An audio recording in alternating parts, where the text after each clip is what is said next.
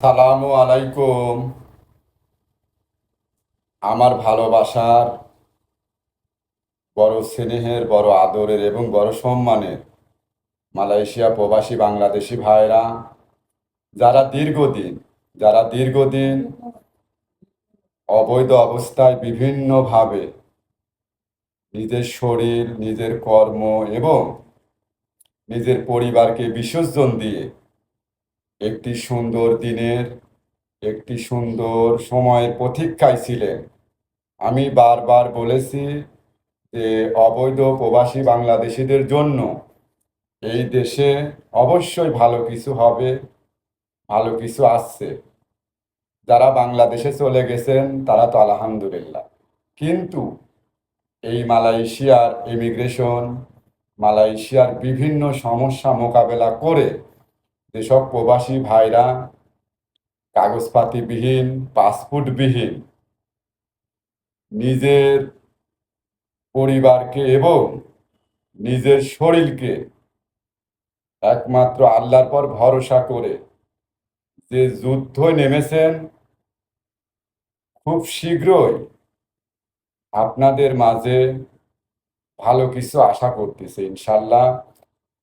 পুরা মালয়েশিয়ার ভিতরে যে সকল অবৈধ ভাইরা আছেন, অবশ্যই যার যার জায়গা থেকে, যাদের পাসপোর্ট নাই, দ্রুত পাসপোর্ট করে ফেলেন এবং আপনারা সর্বনিম্ন 2000 রিঙ্গিত কাছে রাখুন। আগামী